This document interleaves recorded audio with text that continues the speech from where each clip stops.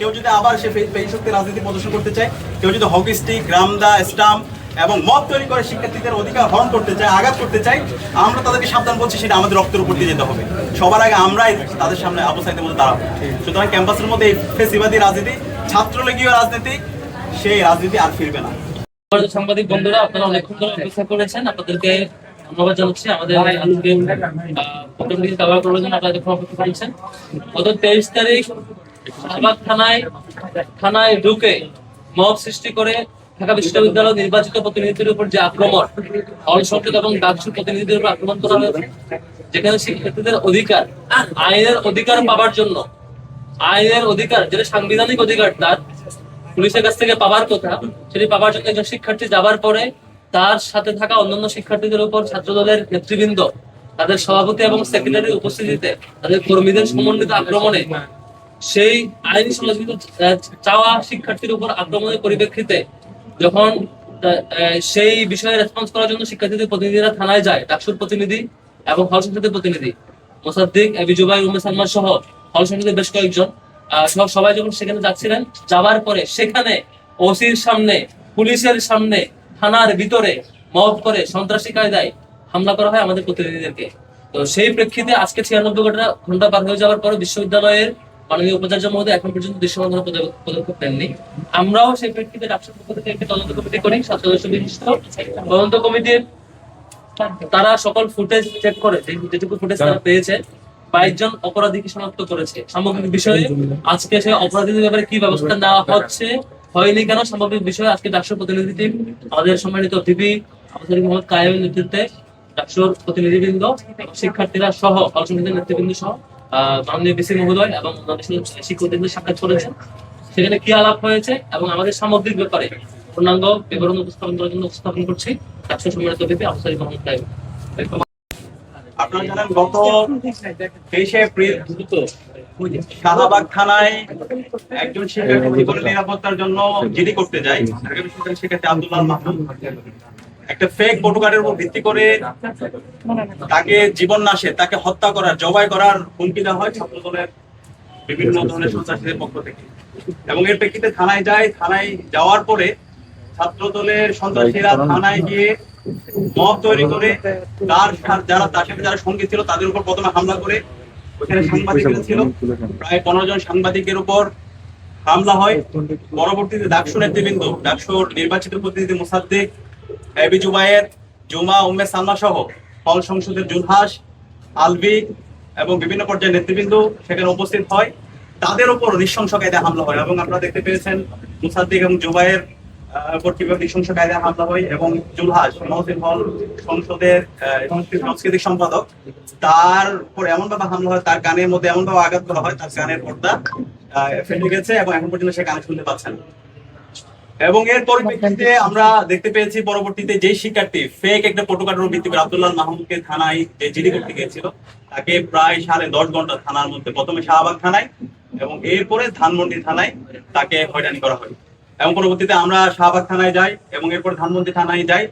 থানায় যাওয়ার পর পুলিশের উচ্চপদস্থ যে কর্মকর্তারা আছে তাদের সাথে কথা বলি এবং আমরা বলি, এর মধ্যে আপনারা জানতে পেয়েছেন বিভিন্ন ফ্যাক্ট চেক যে প্রতিষ্ঠানগুলো আছে তার মধ্যে তারা পরিষ্কার করেছে, হিউম্যান স্ক্যান থেকে শুরু করে সকল ফ্যাক্ট চেক প্রতিষ্ঠান, সরকারি যে তথ্য মন্ত্রণালয়ের যে ফ্যাক্ট চেক প্রতিষ্ঠান আছে তারাও এটা কনফার্ম করেছে এটা একটা ফেক ফটোকার্ড।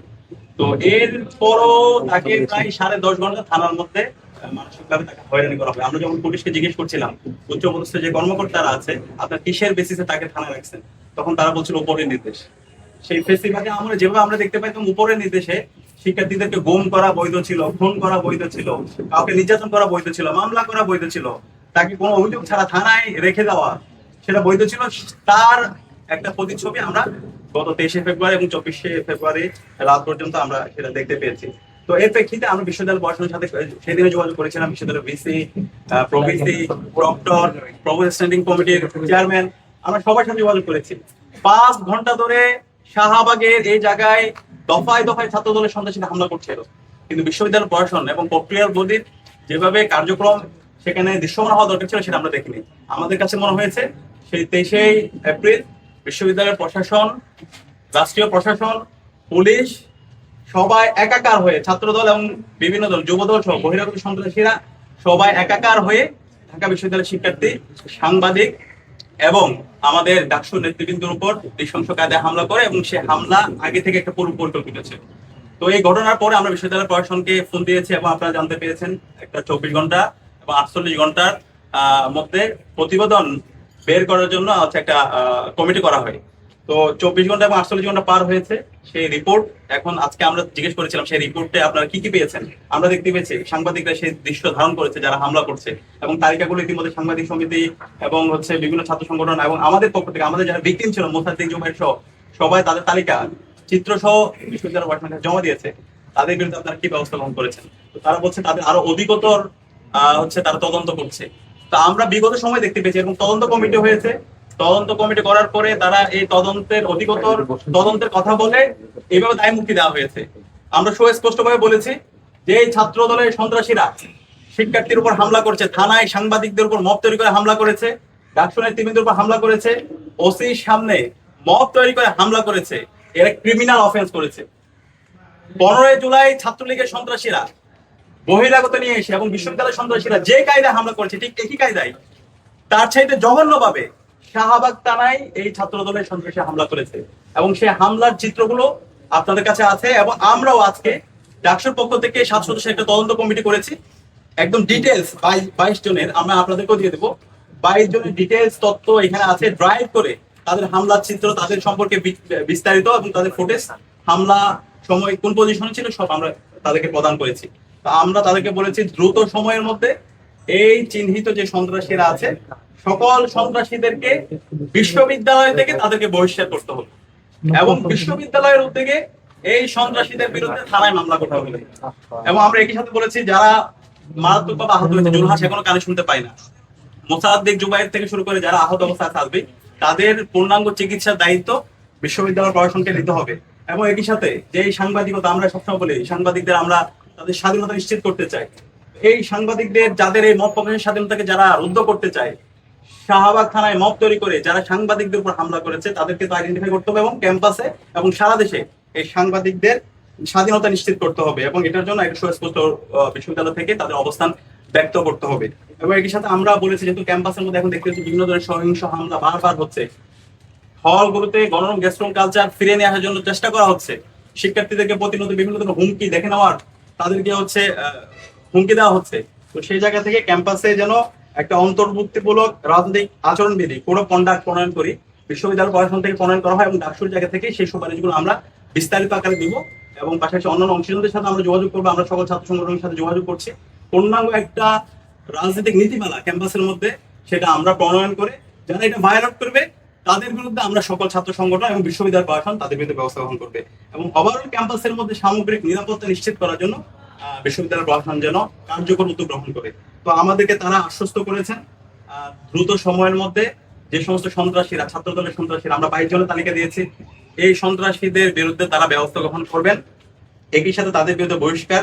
এবং যারা গুজব ছড়িয়েছে, এটা খুবই গুরুত্বপূর্ণ, একটা ফেক প্রোটোকলের ভিত্তি করে পরবর্তীতে এটা রাষ্ট্রীয় যে ফ্যাক্ট চেক প্রতিষ্ঠান আছে এবং এর বাইরে যে ফ্যাক্ট চেক প্রতিষ্ঠানগুলো আছে তারা বারবার নিশ্চিত করেছে এটা একটা ফেক প্রোটোকল। এরপর গুজব ছড়িয়ে ছাত্র দলের সন্ত্রাসীরা তারা বিশ্ববিদ্যালয় এবং বিশ্ববিদ্যালয়ের বাইরে দেশের বিভিন্ন জায়গায় তারা সহিংসতায় শিক্ষার্থীদেরকে জড়িয়েছে। তো যারা এই গুজব ছড়িয়েছে এখন পর্যন্ত এত ফ্যাক্ট চেক হওয়ার পরও এখন পর্যন্ত ছাত্র দলের বিভিন্ন পর্যায়ে যারা নেতৃবৃন্দ আছে তাদের ফেসবুক আইডিতে সেই গুজবটা তারা এখন রেখে দিচ্ছে। তো এই যারা গুজব ছড়িয়েছে, যারা গুজব সন্ত্রাস, তাদেরকে যেন তাদের বিরুদ্ধে যেন ব্যবস্থা গ্রহণ করা হয় এবং তারা যেন দ্রুত সময়ের মধ্যে দুঃখ প্রকাশ করে। আমরা তাদের তথ্যগুলো দিয়েছি, তো তারা আমাদেরকে আশ্বস্ত করেছে। আমরা এখন দেখতে চাই তারা যে আমাদেরকে বলেছে তাদের বিরুদ্ধে একাডেমিক ব্যবস্থা গ্রহণ করবে, এবং যে অভিযোগগুলো দিয়েছে তাদের যে কমিটি, সেই কমিটি অধিকতর তারা তদন্ত করে দ্রুত সময়ের মধ্যে তারা আমাদের যারা ক্রিমিনাল অফেন্স করেছে, যারা ফৌজদারি অপরাধ করেছে, যারা থানায় মব তৈরি করেছে, সাংবাদিকদের উপর হামলা করেছে, ডাকসু নেতৃবৃন্দের উপর হামলা করেছে এবং ঢাকা বিশ্ববিদ্যালয়ের শিক্ষার্থীদের উপর হামলা করেছে, তাদের বিরুদ্ধে তারা ব্যবস্থা করবে এবং বিশ্ববিদ্যালয় আনুষ্ঠানিকভাবে এই পুরো ঘটনার জন্য তারা দুঃখ প্রকাশ করবে। আজকে ঘটনার শুরুতে ভিসি মহোদয় তিনি দুঃখ প্রকাশ করেছেন, এবং এখানে 18টা হলের প্রভোস্ট উপস্থিত ছিলেন, প্রভোস্ট স্ট্যান্ডিং কমিটির সভাপতি উপস্থিত ছিলেন, প্রক্টর ছিলেন, প্রভিসি ছিলেন, ট্রেজারার ছিলেন, পুরো হাউস এই ঘটনার জন্য শিক্ষার্থীদের কাছে দুঃখ প্রকাশ করেছেন।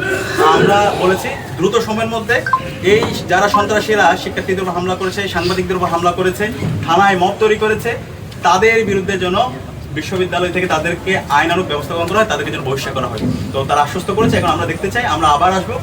আশা করছি দ্রুত সময়ের মধ্যে বহিষ্কার করার মাধ্যমে ক্যাম্পাসের মধ্যে সুস্থ ধারার রাজনীতি, একটা গণতান্ত্রিক পরিবেশ নিশ্চিত করতে বিশ্ববিদ্যালয় প্রশাসন আমাদেরকে সহায়তা করবে। ধন্যবাদ। ঢাকা বিশ্ববিদ্যালয়ের টিম তারা ভিসির সাথে মিটিং করছে, এরপরে তারা আপনাদের সাথে ব্রিফিং করবে।